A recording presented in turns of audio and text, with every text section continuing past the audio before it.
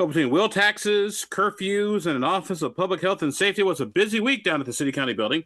So joining us, a gentleman who was kind of in the middle of all that stuff, Michael Paul Hart, Republican East Side Congressman, not Congressman. I want to demote you, my friend. East Side City County Councilor, District 15, 20. We were close. District 20. 20. 15, 20, 25, 30. It's all you all start to look alike to me after a while. So Michael, my friend, thank you for being with us. Always good to chat with you, sir. A pleasure. Happy to be here. Happy to chat and talk about some of these topics. Well, let's start with the big news item of this week. We'll start with the wheel tax. Obviously, the legislature gave Indianapolis some tools to kind of fund its own roads, a little bit different than other folks. It was a 14-10 vote. You were in the no category. Explain your vote. Mr. Speaker, I like to explain my vote, as they say in the legislature. So feel free to explain, my friend. Sure. And, that night there was 25 people explaining their vote, so it was a long night. For me, the feedback I got from a lot of my constituents is that, they wanted the city or the city council or both to at least make an attempt at reducing spending before asking for more spending or more taxes. And that was one of the topics that came up in committee all the time. And I think the first committee we had on this, it was a blatant question. Have you looked to reduce spending? And we got a blatant answer, no.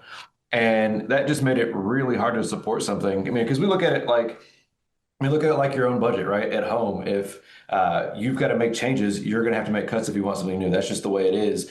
And the Democrats didn't seem to want to take it that way. And so we had some fundamental disagreement on that component alone, as well as if they were going to receive the money. What they did is this is only a 5-year match. And so when I'm looking at this saying, okay, if you're going to raise it, are you only going to raise the tax for 5 years or forever? They decided to do it forever, but the match doesn't last forever. It only matches for 5 years. So that was also very problematic to me. And the third piece, there was more, but the third one, and I'll at least pause, is, when they were looking at how much to match for, right? It was just a flat $100 across the board for every kind of consumer vehicle. And then it was more for large industrial sized vehicles. But if we just focus on the consumer side, it was a flat $100 and then an amount came in across the 5-year period.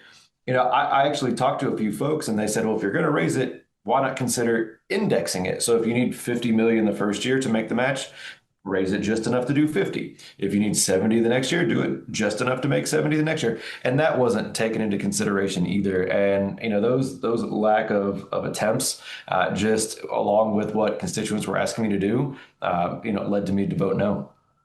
Michael, on that issue of budget cuts and looking for money to help pay for roads infrastructure, one of the things that always been, as part of this being sort of a 5-year plan, how do you cut your budget accordingly? You can cut it for this year, but what about next year? And then I know people talk about sort of natural revenue growth, but we'll get to that part in just a second. But let's talk about the budget cuts over a 5-year window. Certainly. Yeah. And for me, it's, there's the way of just cutting it, like find a program, cut it, right? And I think that's where a lot of people think about a lot of the time. And that's certainly a possibility. Councilor Bain on the council a few years back recommended a 5% cut across all non-public safety areas, and it would generate over 100+ million. Another example of that is even last year, what the mayor's office did is they didn't say cut, but they said don't raise spending. And so there were numerous divisions that they didn't raise spending on, which normally organizations within the business unit get to raise by 4% every year. And by not raising their spending 4%, they were able to preserve another $20 million.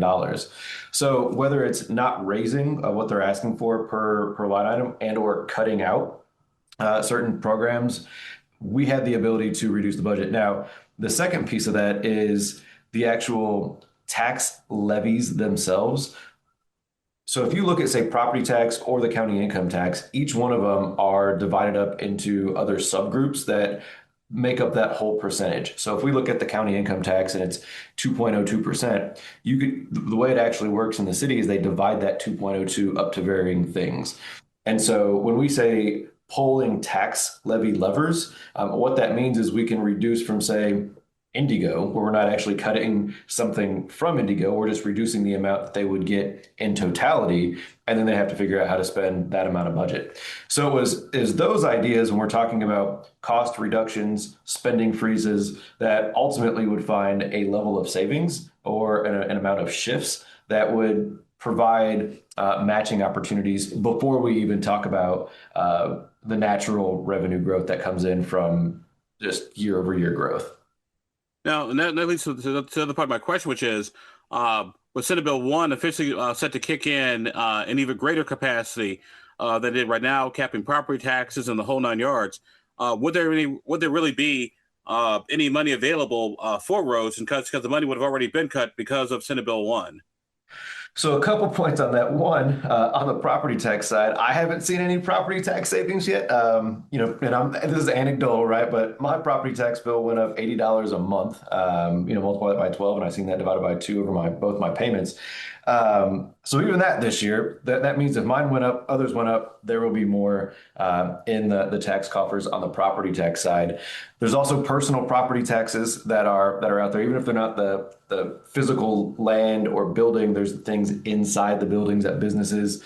So if there's more investments in the city of Indianapolis, things like data centers, right? Those have a lot of personal property taxes to them. So if you start seeing more of those in Indianapolis, that will also raise the amount of property taxes that go into that bucket.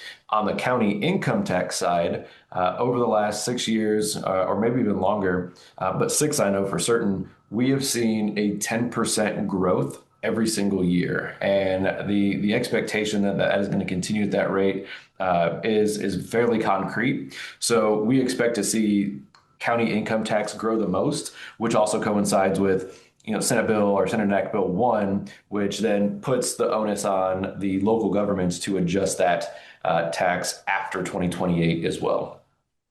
And also, before we move on to the other topic, my friend, one of the big things has always been that you can either pay $80 for the wheel tax or $200 for a new tire. It's true. It's true, right? If folks are impacted by some sort of catastrophe out on the road, where there's a tire, an alignment, an electrical system, there is a possibility that they pay more than what it would be in the $80. There's also the notion that folks got more than one car, right? And so, like myself, we've got three cars at home. We've got a 16-year-old driver and then two adults with our car. So it's not just $80. It's $240. And then it's say you have a utility trailer, just a small one that you might use 2 times a year, or one that you put on your boat. Now you've got to pay $240 on that. And so there are some other ways that it'll go up just beyond 80. But it is a valid point. If you've got one car and you happen to be the one that blows out a rim or something on a pothole, there is a chance that you could pay more. Paul Hart, Indianapolis City County Councilor, Republican. Talk about the wheel tax that passed this week at City Council. Mike, I lied. Now we're going to change gears in just a quick second here. When we look at the formula that was put together, Republicans gave the city a tool to pay for its roads, but Republicans voted against it. And this was brought up in some of the online commentary this week. I can see the look on your face. What's your response to that? Yeah, I think there was an Indy Star article. Is that the one that you're Yeah. Okay. So, it's not just Republicans that are against it. The own mayor of Indianapolis is against it. And I think that's one of the funniest things when reading that commentary is that, there are flaws with it. And of those are things that I already mentioned earlier on. But it's not even expected to pass right now. And I think that article goes on to say that, we have the ability to then override the veto. But in that, I mentioned all these things about trying to make it not last in perpetuity, find cost savings first, having an index, right? Like when we offered any of these ideas, any of these suggestions, none of them were accepted. And so when you're trying to make a deal on something, if you're trying to get something support from another group of people, you would expect to give them something in return. But for whatever reason, this other party thinks that they can win over support by just saying, sorry, is the way it is. And I think that's the part that was left out of that commentary and, the real world of how it works. The real question is, had all those things been in place, would you vote for it? Hard saying, right? Hard saying if the Democrats could even get there. But that's my response to that article that came out. The mayor's got three options. He could A, veto the bill, which would require a 17 vote to override. He could sign the bill, which is highly likely, but he could also let it go into effect, I believe, without his signature. Um, he doesn't sign it, but it would go into effect. It's sort of like a reverse pocket veto. If I did the research on this correctly, if he says, "Hey, I can't support this," so he won't sign it, and it goes to effect, is the mayor trying to have it both ways? I think if it goes into effect by him not signing it, then that's him accepting it, right? I mean, that's just what it is. Like he's got the ability to say no. So if he wants to say no, sign the thing, send it back, see if the council can do the votes in August. If not, that's the end of it. Michael Paul Hart with us on the program today, City County Council, Republican. Talking about this week over at City County building. Curfew, my friend. You want to extend the curfew to 17-year-olds to at 11 o'clock at night. It obviously did not go through, and it was kind of sort of an overwhelmingly vote turned down. But at the same time, we had kids out in the street in downtown getting in trouble again, which I thought was kind of ironic. Too many examples to cite. You know, the one that I used a lot in the committee is that the first homicide victim of the year was a 17-year-old at 12:30 in the morning. And to your point, on July 3rd, there were juveniles that were shooting guns in Beech Grove. On the night of the 4th of July, there was a 45 or so juveniles picked up for curfew violation. And so what I was trying to accomplish here was we have these public safety curfew hours that we're able to enact for 3 months at a time. And so we enacted those, and a group of folks reached out to me and they said, "Hey, I don't know if you know this, but 17-year-olds aren't included, and yet they're still juveniles."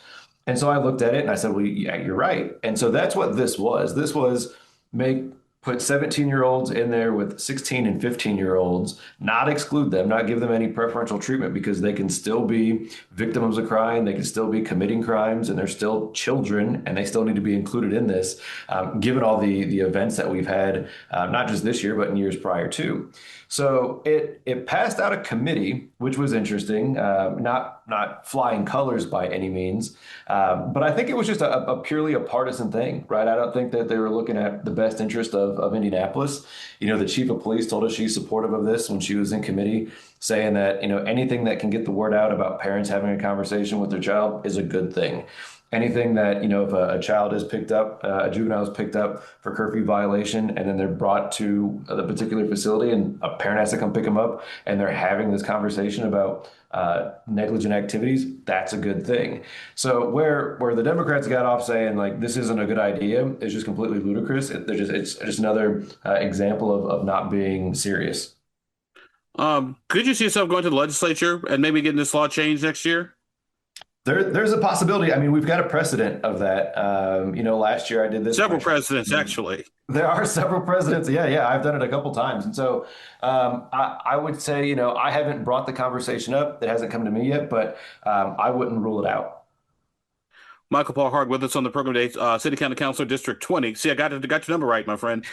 This go around, talk about this week over the City County building. Just lots of things going on between wheel taxes and curfews. And the other one, my friend, which kind of surprised me, the Office of Public Health and Safety, which has just been a disaster in the audit report, the whole nine yards. But even that, what was your proposal, and why do you think a proposal to fix that didn't go through?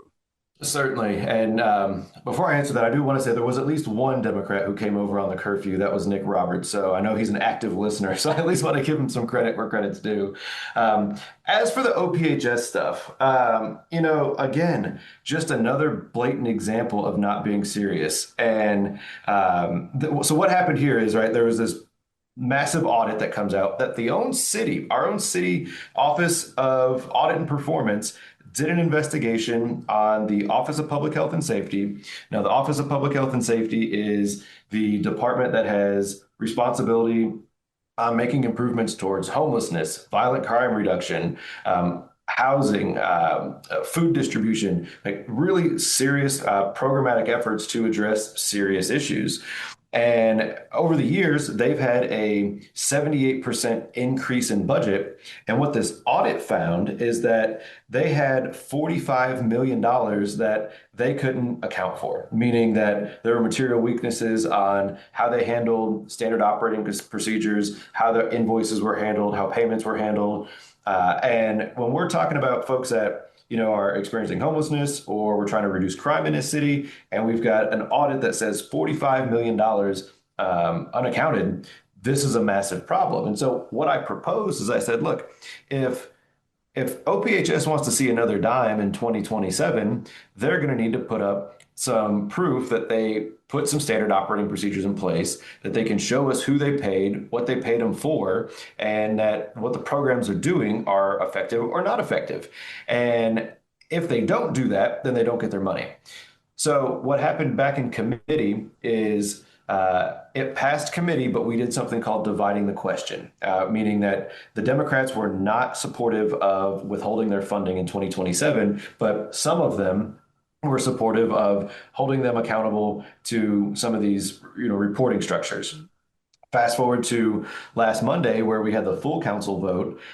They decided not to divide the question. They decided to take the vote as a whole, and then they all decided to vote against it on party lines, and which, again, just another example of being unserious, because we're talking about $45 million, and we're talking about really vulnerable populations inside of Indianapolis.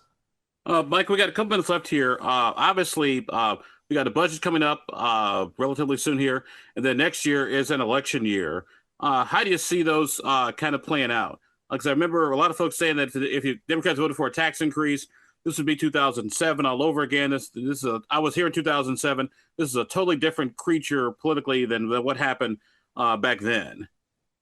Yeah, well, I think, some of the, and again, I'm speculating here. This is just Mike talking, but, I think there are a handful of Democrats that withheld their vote for the wheel tax because they know that. I think there's some that are in, very safe seats for them, and they've got the ability to make that vote. But I think that's a real consequence of voting, right? Where this is something that I can guarantee the Republican Party is going to use to their advantage in the campaign season, in both cases, both on the wheel tax and on the OPHS audit. And I'm sure they know that. And which, if that's the case, good for them. They should be voted out because these are two serious things that, they've got to listen to their constituents on. I didn't have, one person telling me that they didn't want to see accountability on OPHS. Everybody I talked to was happy about that. And it was the most responsible thing that we could have done. And, I think it is a real possibility that, some seats are changed in 2027 because of these two votes last night or on Monday. So you running for mayor next year or what? No, not at this time. My goal, and I'll tell everybody my goal is to get more seats on the city county council. I think we've got a clear path forward to get there. I've been in a very, I'm in a purple district, right? I work this district because I'm trying to improve it, work on projects like this Washington Square Mall, revitalization of the Washington Street corridor. I'm not quite finished with those things yet. I've got a vision that I'm seeing through. Things are going very well. And there's a group of folks that I'm trying to help recruit and then make sure that they've got the tools to be successful in 2027. So, I think it's a long shot, running for a mayor for a Republican in 2027. So I'm a bit more of a realist, but I think I know what I can do, and I know I can get more folks, more Republicans on the council. It's going to take a lot of help from people that listen to your show. I encourage you to go to my website, michaelpaulhart.com, and tell me they want to help, and I will find and give them work to do that'll help us be successful in 2027. Well, my wife has put the foot down on me running again, so good luck, my friend. That ain't happening. Our guest on the program today has been our good friend Michael Paul Hart, City County Council District 20. Looking back at this week at City Hall. So, Michael, my friend, as always, thank you very much for being with us, old buddy. All right, thank you, sir.